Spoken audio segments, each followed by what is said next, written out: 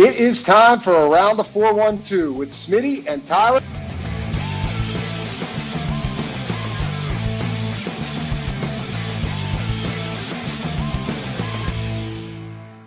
Welcome back to another episode of Around the 412. I am Tyler. With me, as always, is my co-host Smitty. Go follow us on all of our social medias at Around the 412. And if you're not watching there already, go up to the YouTube channel, hit subscribe. It's free. Majority of you that watch our videos are not subscribed to the channel. Also, hit the notification bell when you do subscribe so you never miss a video. And while you're at it, if you listen over on the listening platforms like Spotify or Apple Podcasts, wherever you find your podcast, be sure to follow us there. Leave a 5-star review. This is the Steelers episode of Around the 412. Last week had a little bit of a hiatus, not as long as our hiatus around Christmas time, but we're both feeling a little bit under the weather, and coincidentally enough, pretty much the exact same thing was going on with both of us. Some congestion, throat stuff going on. But we're back. We've got the Steelers show. So, Smitty, what's up? What's happening? Everybody in the universe, I'm pretty sure, has been getting sick over the last, month or so. But yeah, but it hit us. What's funny is, like, we were talking and I was dealing with something, but like still planned on recording. And I was like, yeah, I'll just fight through it tonight, because if we don't do it tonight, I don't know when I'll be able to do it. And then you texted and you were like, so I just got home from work and I'm sick. And I was like, all right, well, there we go. There's the decision made for us. So yeah, not getting back into the saddle until tonight after feeling sick. And I don't think that either of us are still fully back, but we're here, which is important.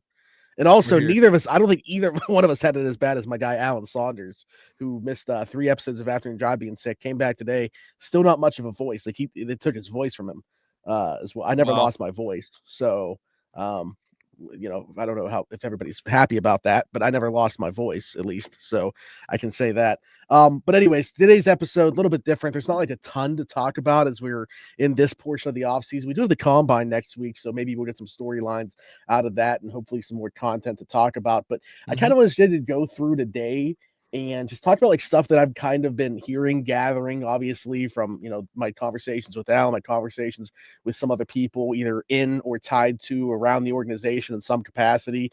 Bring up some names that I've heard the Steelers linked to as we get into the offseason here, and maybe could be brought into the organization. Get your thoughts on them. Obviously, get feedback from the YouTube comments or people that are listening, if they just want to like hate tweet me some of the names or whatever, however we want to do it. But I just thought it'd be interesting to kind of go through this and just get your opinion on some names that I've been hearing. And I think the most important thing we're wondering is who's going to play quarterback for the Steelers in 2025. It's funny because, like, this time 2 months ago, my answer still would have been Russell Wilson. But with the way the season ended and just everything that kind of happened, the Dulac article coming out, which very clearly, like, even if there was some truth within that, very clearly which side that was coming from. And I think there's a lot of animosity within the organization about that getting out.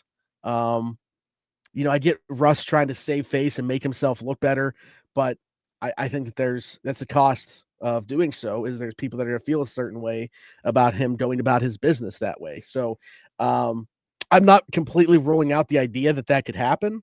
Mark Cabali was on 93.7. He said Art Rooney, second's preference is Russell Wilson to be the quarterback next year. So it's very clear to me that there's subsets within the organization.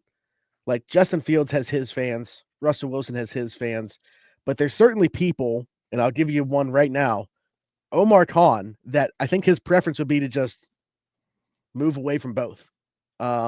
Interestingly enough. And I think that you're going to see that as time goes on here. Now, the whole Trevor Lawrence thing, nothing to be made of there. I don't want to spend any time talking about it. But what I will say is, it wouldn't have surprised me for Omar to be doing his due diligence, one like every GM should be, if there was any inkling, just to see if is available. I mean, don't even have a GM right now. Maybe Jaguars, for whatever reason, just want to completely restart. So might as well give them a call and see where they're at.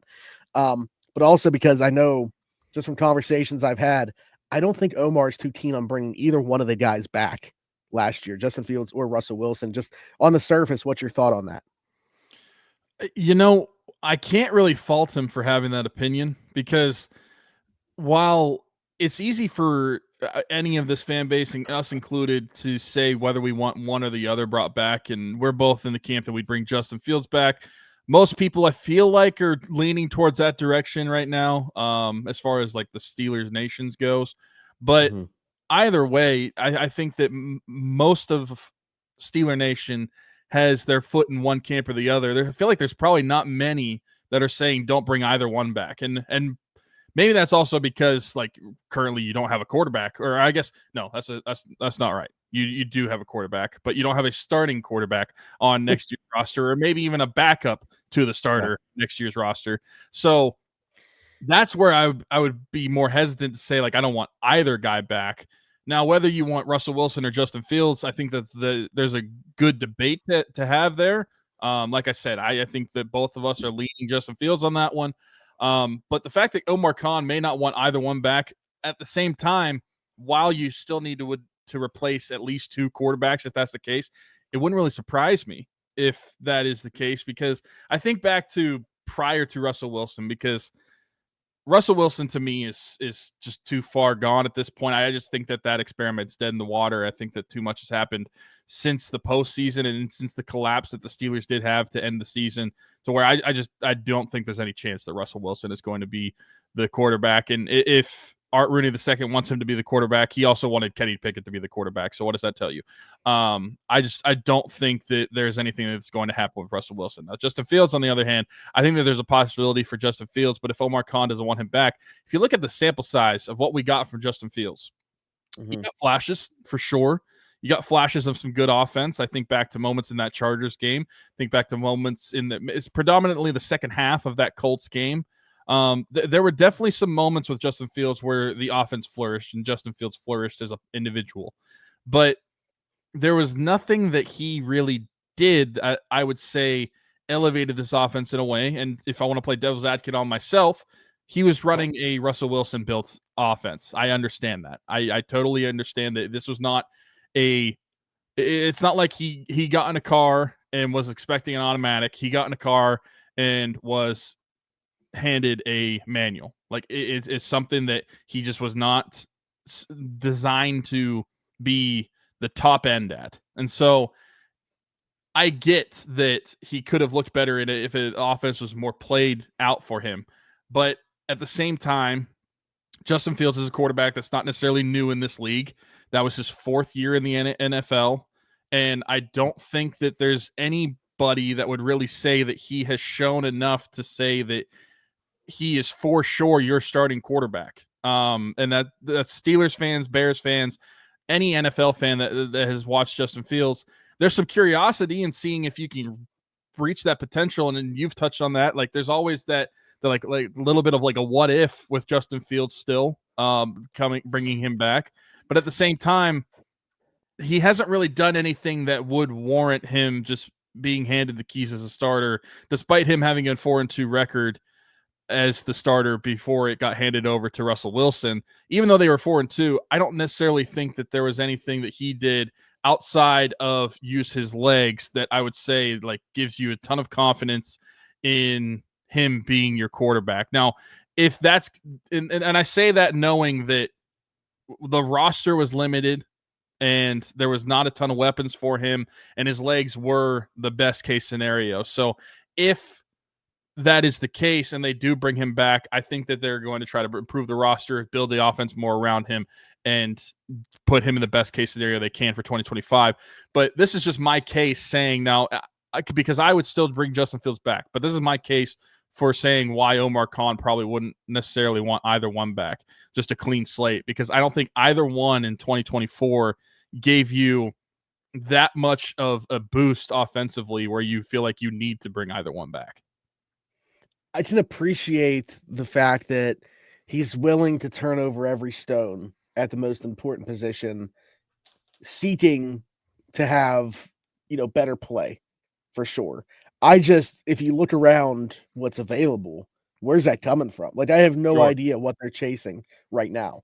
Now, if you're just setting yourself up to be, and this is something I could kind of get on board with. I think I've talked about this before on here. If this is really just about setting yourself up for the next dart throw, whether it's in 26 or 27, when I say dart throw, I do not mean Jackson Dart. Please don't.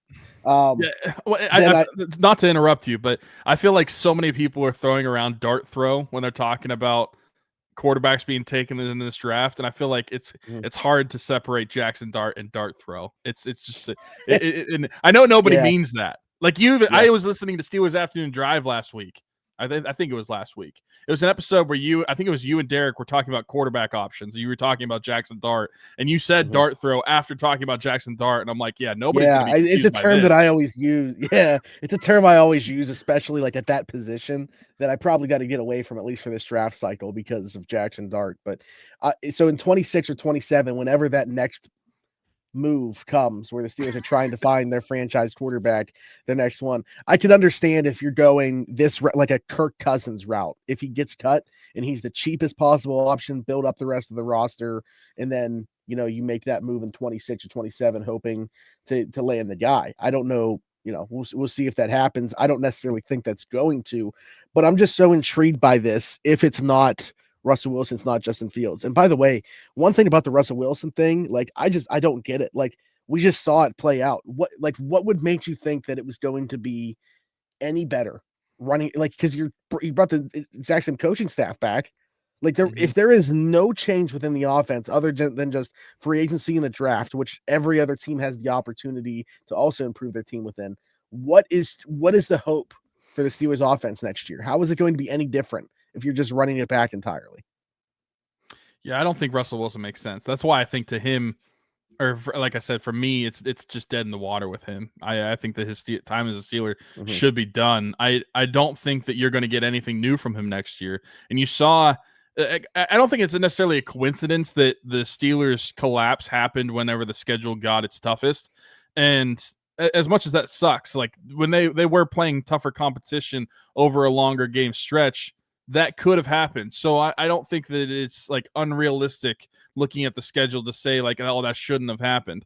But at the same time, looking at how he played against that tougher competition, what he was doing with the offense, I don't see it. I don't see that the offense is going to change all that much. Even if they do add another receiver or two to make the team better, I just don't think at quarterback you're going to see a ton of different play from Russell Wilson. I would just move on from him. And at least if you're bringing one of the two back, Justin Fields, like I mentioned, like in a lot of the flashes that you were getting from Justin Fields as the better of the two were with his legs. And despite whether you would want a mobile quarterback or not, or if you'd prefer him to be a better passer, which I think that if you're Russell Wilson at this point is a better passer than Justin Fields, accuracy wise, sure. Decision making, especially looking at what he did down the stretch, I don't know that it was necessarily all that different from each other.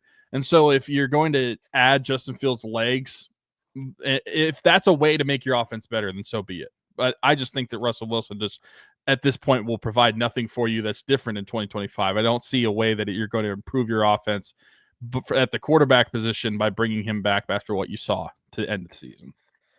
So it's interesting because, like I said, there's like a very real path here for me that it's neither of these guys, but it's just like, while I see that, I also don't know what the answer is then. You know what I mean? Like, I think it's very possible that the Steelers are like, we don't want Russ back.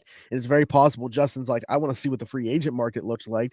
And the team, like, I've heard the Jets very interested in Justin Fields. If he ends up signing there, where does that leave the Steelers? Do they then be a little quarterback swap, you know? that's certainly a possibility. You look at the betting odds, Kirk Cousins at the top, plus 500, plus 550, Aaron Rodgers, number 2.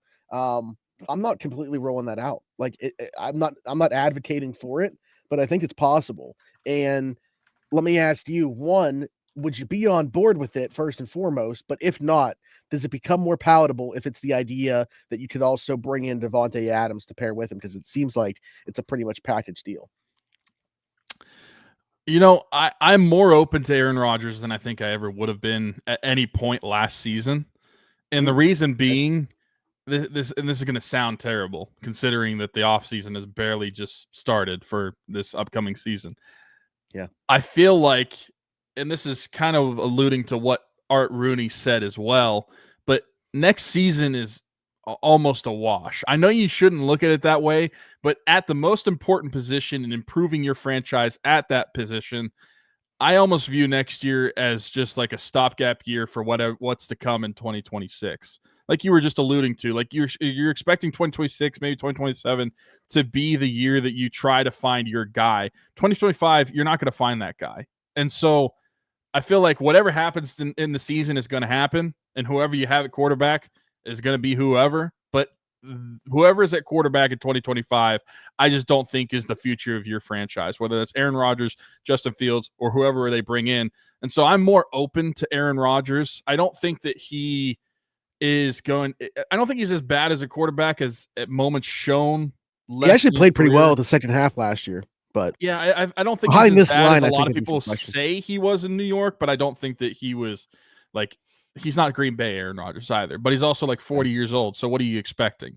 But if that gets you Davante Adams, that could cover or check one of the boxes of we were talking about wide receivers being brought in, and we talked about Davante Adams last year before he was traded to the Jets.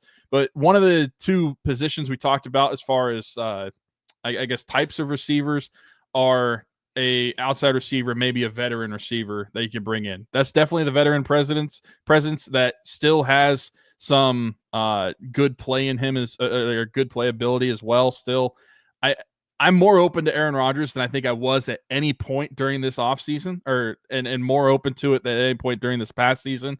Whenever anybody would bring that up, mainly for the reason of I feel like it's just a 1-year thing.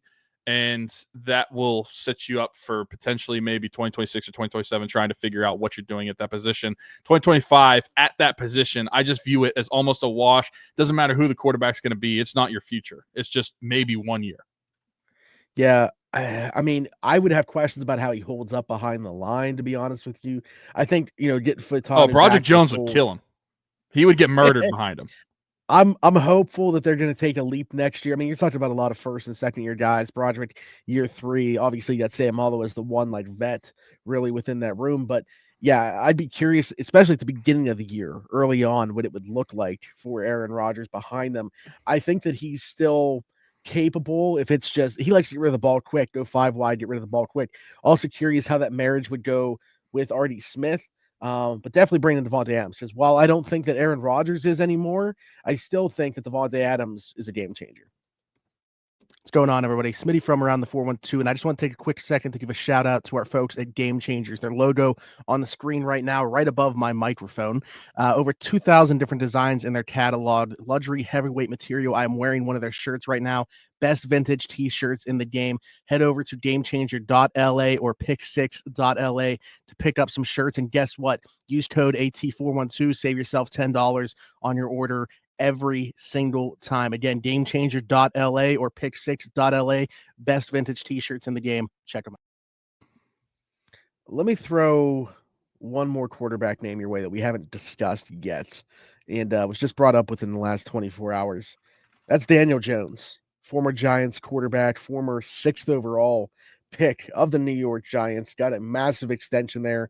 Obviously didn't pan out. Probably changed the course that the franchise was trying to head. What would be your thoughts if they brought in Daniel Jones to play quarterback? I got to be honest. I mean, and this is a little hypocritical of what I just said about Aaron Rodgers, how it doesn't really matter for 2025. But I will say, if you're trying to make 2025 matter, I don't like the idea of Daniel Jones. I never loved him as a first-round pick for New York. I don't think that it was ever a good fit. And I don't think that he is ever a first round caliber quarterback. I think his play backed that up. And despite having some marginal success at times in New York, like there's times where he looked okay, considering especially because of how much of a like rushing threat at times he can be, which is a little underrated, I feel like. But I just don't think I want anything to do with Daniel Jones. But like also, like I said, if it's just 1 year and it's like almost a throwaway year at the position, then whatever. If you bring him in and to be your starter, so be it, and we'll see just how it rolls. But I feel like with Daniel Jones, if you want Daniel Jones and if you want a more athletic Daniel Jones, you have one. Just re-sign Justin Fields. Well, that's what I was just saying, is how much different is he? Like, I don't know how someone could be, and you weren't there with what you said necessarily, how somebody could be Justin Fields is my top option, but like completely against the idea of Daniel Jones. I just wouldn't understand that, because if you look at their careers, relatively similar numbers, other than the fact that one of them got a massive second contract. and Daniel Jones that he probably didn't deserve. Whereas Justin Fields was traded before his first contract ended. Now, I can understand if you have some concern because Daniel Jones had a massive knee injury. So who knows if he's going to be able to be the same type of athlete that you were talking about, like very underrated athlete.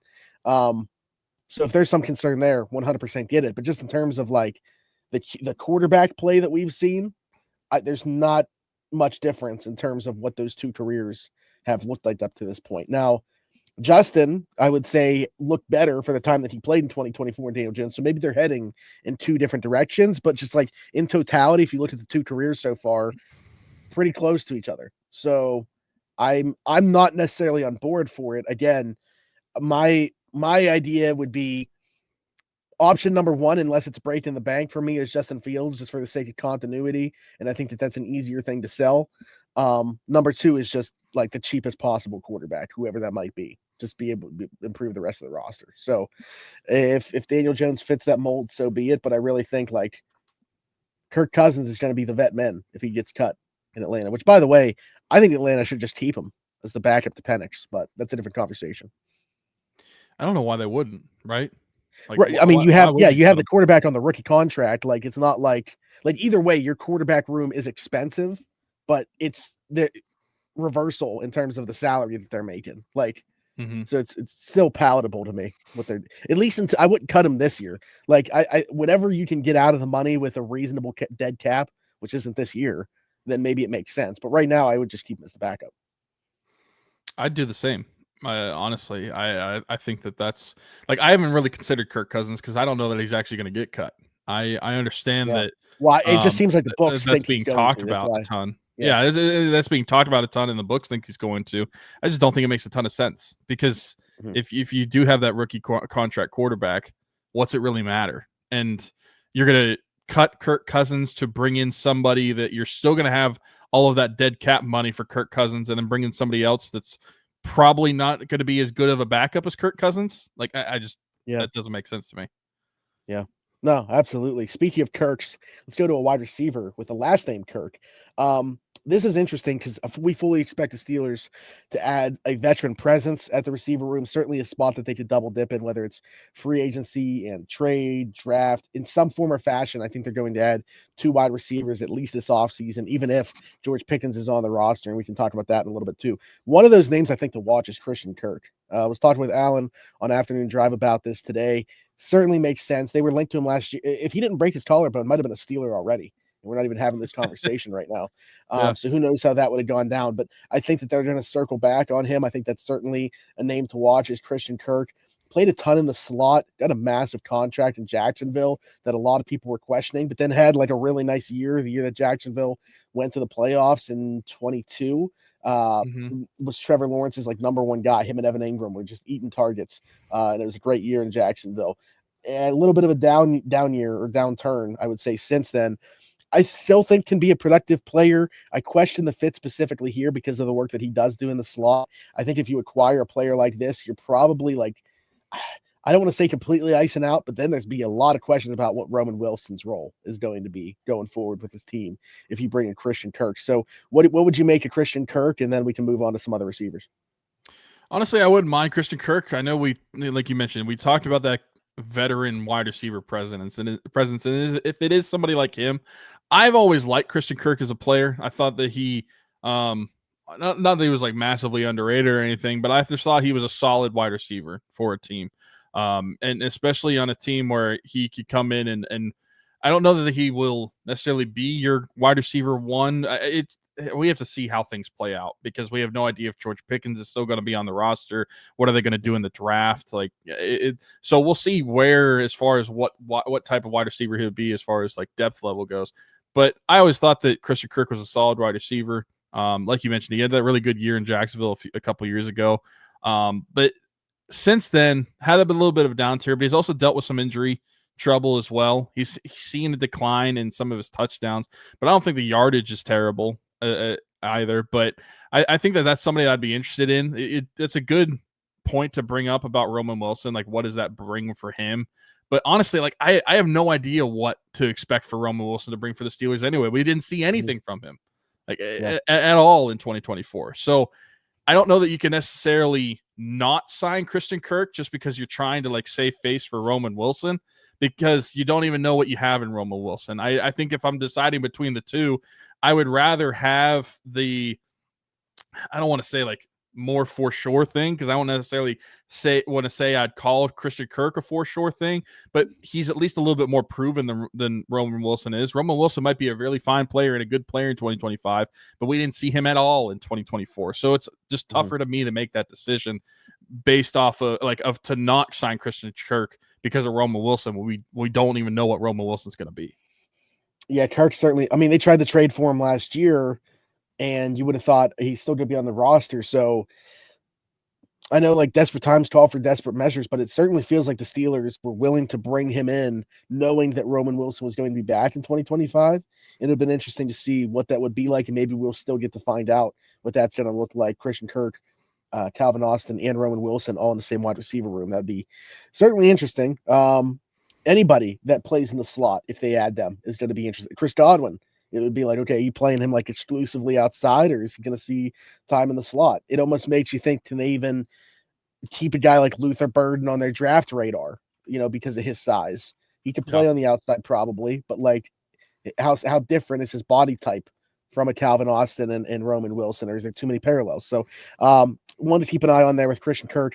Deebo Samuel thrown my way as well. Obviously, like I'm not like breaking any news here in terms of the Steelers' interest in him, but our pal Nick Farabaugh was actually at 937 and predicted that would be the move, or a move that the Steelers make, is Deebo Samuel becoming a Steeler, whatever way that looks like. A lot of people think he's going to be cut, but as of right now, would still need to be traded.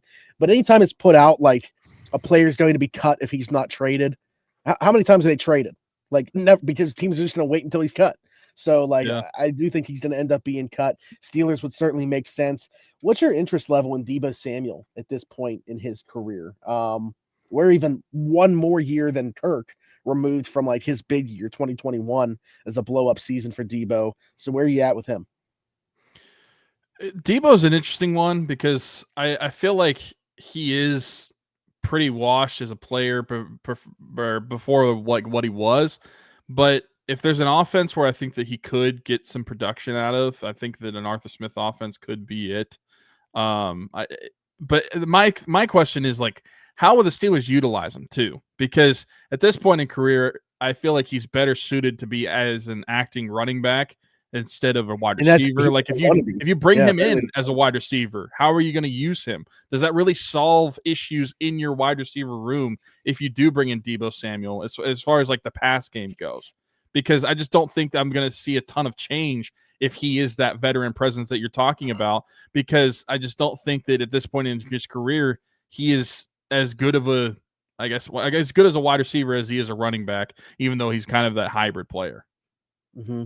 And apparently he doesn't really want to do the whole running back thing anymore, which is like a big part of why this divorce is looming with the 49ers. So I'll say I agree. I think it's a good scheme fit. Maybe just the wrong time in his career to make it happen. Like if he's cut and he's cheap, I think it makes sense to do it. But I don't think he would be super cheap though. Like someone was asking me about the price, and I'll be honest, if George was on the roster, I really wouldn't have a problem paying him as a wide receiver too. Like if you're giving him, I don't know, $10 to $12 million, I think that's still completely fine, especially with the cap going up the way that it's going to. I think that would still be completely fine. But if you're talking like what we're starting to see wide receiver twos go for now, like 18+ million, I don't think that this version of Deebo Samuel's worth that. But like schemed up touches, getting him the ball on screens and stuff, as long as he's in shape. There's apparently some concerns about that too. Like I think even visually you could tell that he's not at his normal playing weight, or he wasn't last year. Apparently 20 to 30 pounds overweight. That's pretty crazy to think about. But I don't know if like just the way last season went for them as a whole really impacted him. But you got to get him back on track in terms of like physically too, I think. Like there's a lot there in terms of getting Deebo Samuel back to anything close to the player that he once was. Yeah, if he's going to have weight issues and he's going to be Deebo Lacey instead of Deebo Samuel, I don't really want to have to deal with that. Wait, considering did you see the screenshot of the text that I put up when somebody texted me about Deebo? No. For what somehow they texted me DEEBBL instead of Deebo. And they were like, was it a typo? OMG. They said, "OMG, that's the funniest autocorrect I've ever seen." I was like, "What in the world how did autocorrect get that?" DPBL. That's great. But seriously, like your wide receiver room has to be like constructed very carefully this offseason. Like, and a lot of this revolves around like what are they doing with George? If George is going to be your wide receiver 1, that kind of answers some questions about how you approach free agency in the draft. But if you're getting rid of George, your wide receiver 1's got to come from somewhere. And if it's not going to be in the draft, it's got to be one of these guys that you're bringing in. Deebo Samuel is not a wide receiver 1 at this point in his career. No. And so I don't think there's any way that you could bring Deebo in and expect him to be that type of player if you're not either A, moving on or keeping George, or B, taking wide receiver in like round 1 and expecting that to be your top guy. And the reason that I assume you said in round 1 is because you probably view the wide receiver class similarly, where it's like, After round 1, you have a massive drop off. Yeah, I agree. Like, I wouldn't say the Steelers have to take a receiver in round 1, but I'd be very curious as to what the receiver room looks like if they don't. And this goes both. This is an argument really for trading George and also for not. I think like teams might be lining up to give up more for George Pickens because of what the draft class looks like. Like, if you're not going to be getting an impact player in the draft, go trade for this guy. We know the talent that he is as long as we can rein him in. At the same time, so that's the argument for, is you can get more for him. The argument against is the Steelers are going to have to bring in one of those guys to replace him. So like, I understand how important George is to the. If he doesn't get paid this offseason, and I don't think he's going to, I'm just curious as to how he's going to react. If you could convince me with 100% certainty that he would, without any drama being stirred up or anything, just play out this year as like the Steelers' own rental, then that's completely fine. Let's not even entertain anything. But I don't see a way that happens. I think when he doesn't get an extension this summer, it could get very ugly. Yeah, that George Pickens, they've got some major issues with George Pickens and what they're going to do with his future. And then if you trade him after the NFL draft, you didn't even get the opportunity to replace him. So like, if you wait until the summer to like try to convince this guy to play out this year and then it gets ugly, what do you do? Then you're getting 26 draft capital, which, okay, maybe that's good from the argument of you get some extra ammo in a year where you're trying to move up for your quarterback or whatever. But like, the receiver room in 25, man, if it doesn't have George Pickens in it and you don't have an extra pick to replace him with, it's going to look similar to this year. Maybe if you don't trade him prior to the draft, but you still draft one early, you're going to see a George Pickens tweet similar to Martavis Bryant. That's like, LOL. that's I don't even know who's. I mean, Calvin and Roman are the only two in the roster. That's Calvin Austin's replacement, not mine. Take it how you want to. I am back. Maybe that's what they would do.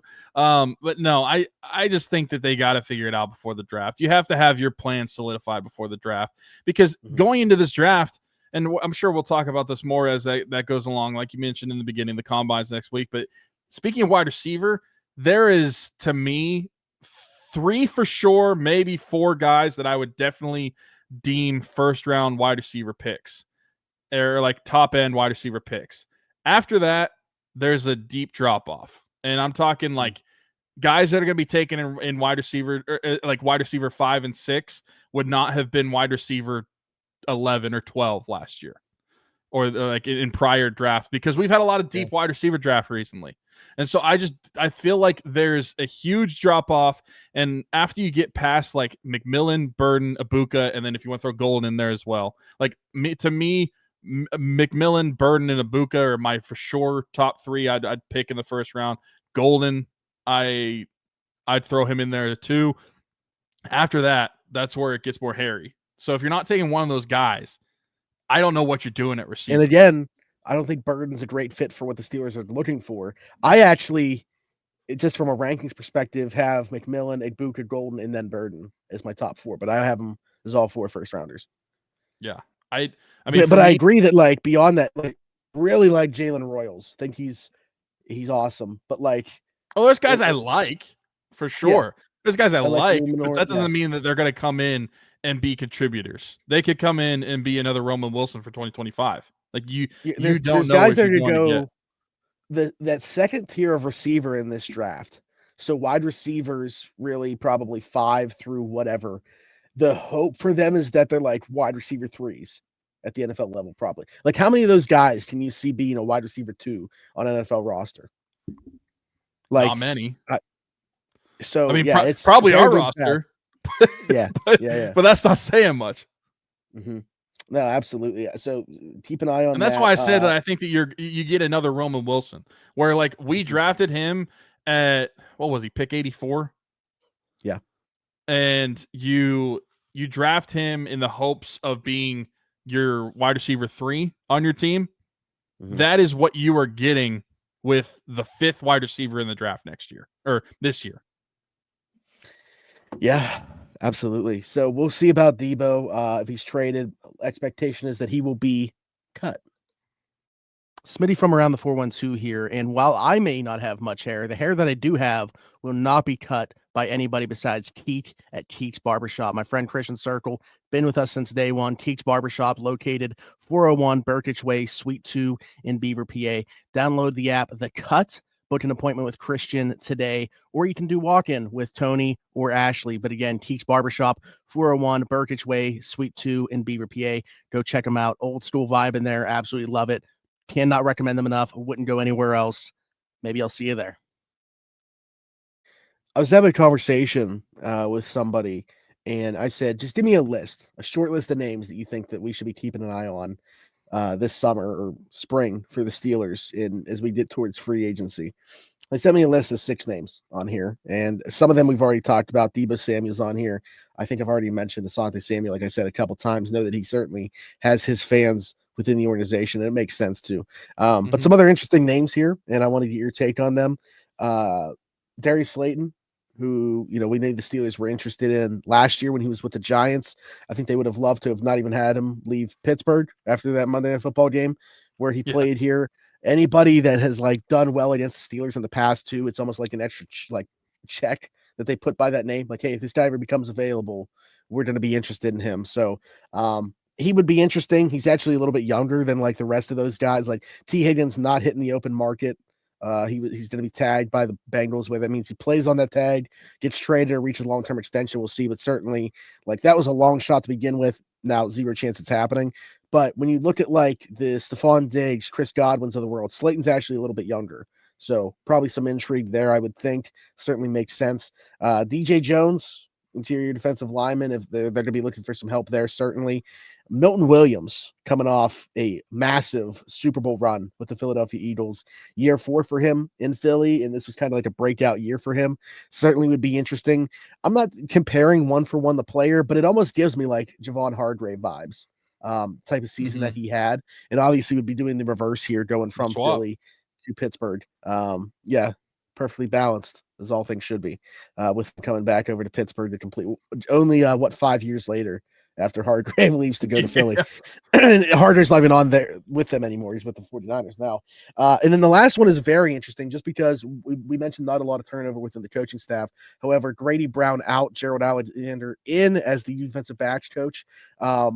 And Nate Hobbs, a player that he had with him with the Raiders last year, where he was the the defensive backs coach there, assistant defensive backs coach, whatever I don't remember what his actual role was. Maybe he was secondary coach. I don't know.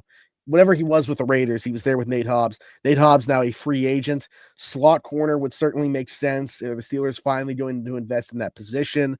I like this idea. I don't think that it's a guy that's going to break the bank either, even if you had to pay up a little bit. Again, cap increasing by at least $22 million. So, man, if they ended up signing both Asante Samuel Jr. and Nate Hobbs, feel a lot better about that cornerback room. But yeah, so there's some names there. Deebo Samuel, Darius Slayton, Nate Hobbs, Asante Samuel Jr., DJ Jones, Milton Williams. You can start wherever you want. What do you make of those names? I'll start with Nate Hobbs because I feel like that's easier to get out of the way because we mentioned Asante Samuel Jr. on previous shows. That one to me would be for sure. I'd bring him back. I think that you'd get more out of him than what you got out of Cam Sutton for sure. I think he could complement Beanie Bishop as well. And I think that he has been a productive slot corner in this league. Bringing back Gerald Alexander, it's almost like the Steelers is just once they get familiar with somebody, they just want it. It's like a magnet. I'm a fan of this move. I really like Gerald Alexander. Like I would have liked to have seen Grady stay and be given a different role and expand the coaching staff as opposed to having make this 1-for-1 swap. The linebacker coach move I don't love on the surface. I'd love Gerald Alexander coming back in though. Yeah, I think it's a good move to bring him back in as the DB coach. He was a DB assistant when he was here last. That's what I couldn't remember what exactly his role was with the Raiders, to be honest. Well, here he was Brady's assistant here. Yeah, Raiders. I think he was a safeties coach.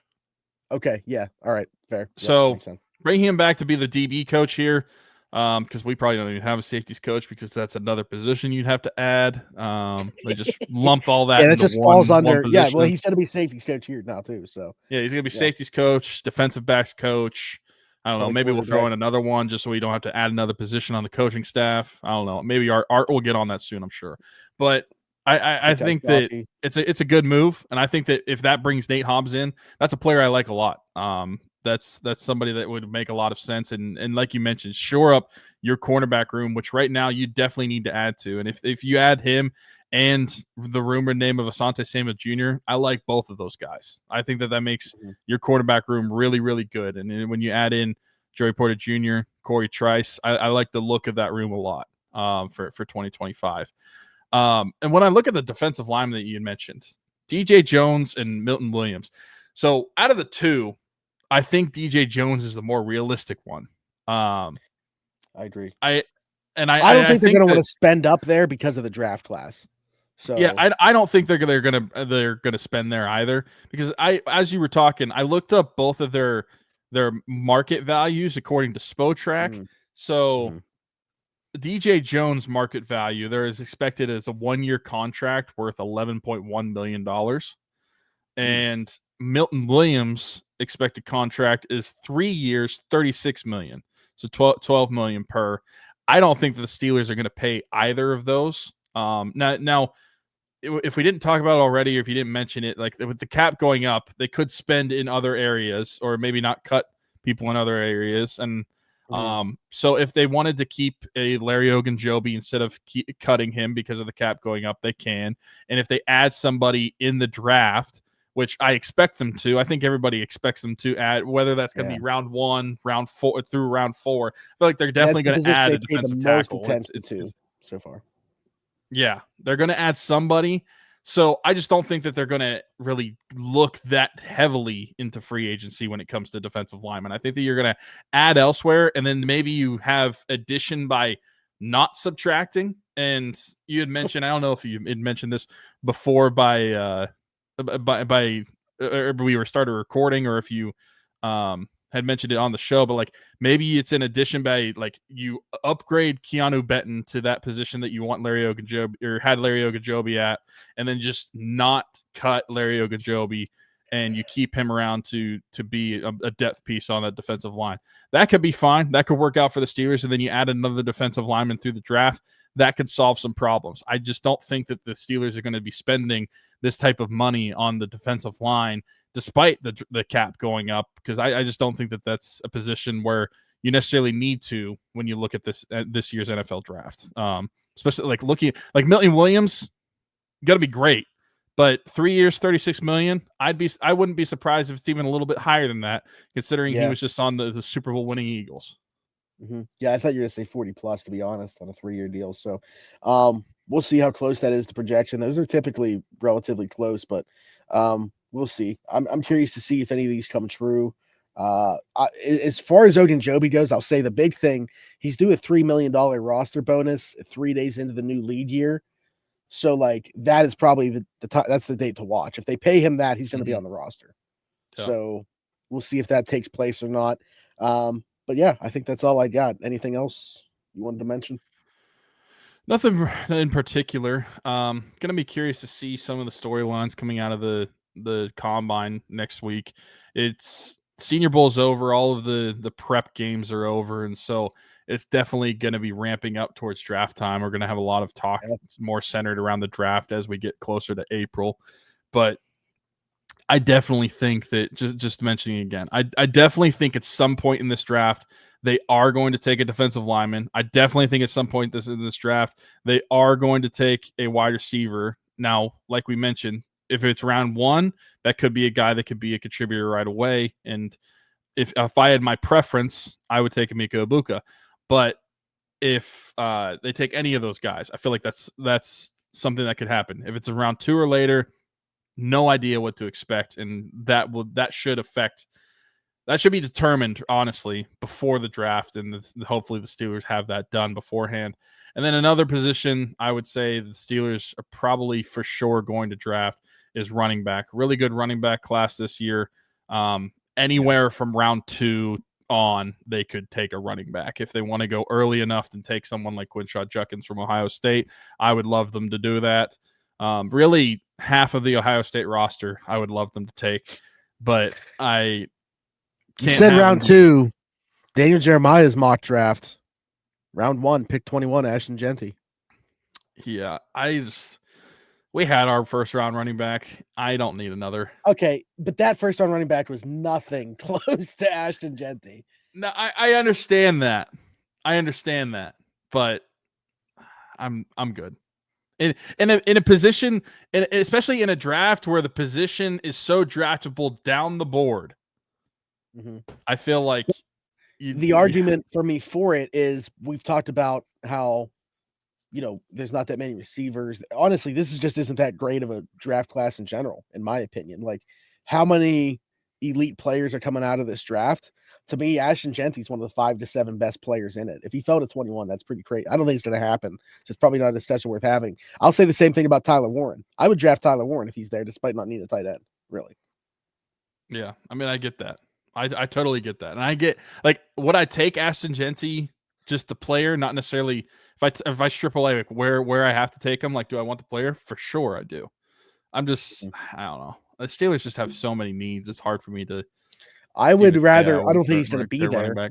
But if you could, I don't think he'll be there either. If you could guarantee me that Caleb Johnson was there at 52, I would wait on that one round and get something else at 21. The problem is going to be, like we said, if they don't draft a receiver at 21, who it's going to be. Like, now, the fact that we have free agency or a draft or a trade could happen, that receiver room hopefully looks a little bit better before. Well, it's like I said, you're what you do in the draft with wide receiver should be determined by what had happened prior to the draft. And they better do if it's not, then then you're just walking into a fire because you have no idea how to roll. If it looks the exact same right now, or I'm sorry, if it looks the exact same on draft night as it does right now, the receiver room, that is, I mean, it's not going to, but we'd be in trouble. Anyways, before we get out of here, one more sponsor to tell you about. That's Marcelo Electric. Right above Tyler is their logo.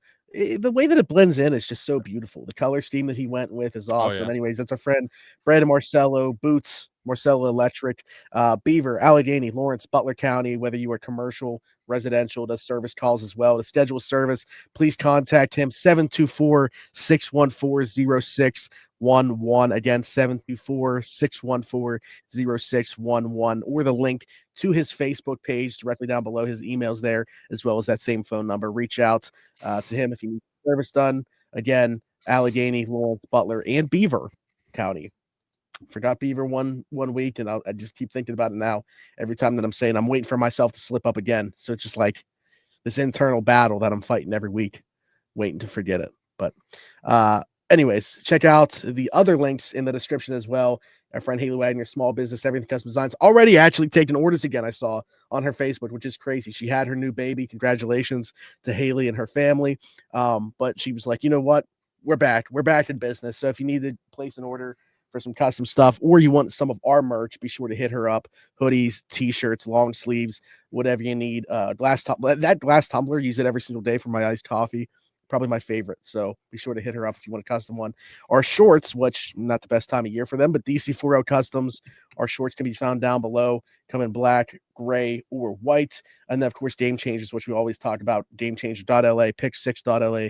Save yourself $10 when you use the code AP412 at checkout. Be sure to like, subscribe, hit that notification bell here. If you're listening somewhere else, be sure to leave us a 5-star review and subscribe over there. Apple, Spotify, wherever you get your podcast from, you'll find us there. Just search Around the 412 excuse me, do the same thing on every single social media platform other than Blue Sky. I don't know if we'll ever get back on there, but we are back on TikTok. I was finally able to download it again. I didn't know we were on there. Can start posting on there on again. Blue Sky. No, that's why I said besides Blue Sky. Oh, okay. Well, you said you didn't know if we'll get back on there. I was like, I don't know if we were. No, and then I said, there. And then we're back on TikTok because I didn't have the app for a while. I made the mistake of deleting it. Oh yeah, he's amateur hour over here. Yeah. Deleted it in that 12-hour blackout. So I'm back. I'm back on there. I can start posting content on our page again. So that'll happen. But yeah, follow us on everything at Around the 412. But other than that, for Tyler, for Smitty, this has been the Around the 412 Steelers show. We'll see you next time. Bye-bye.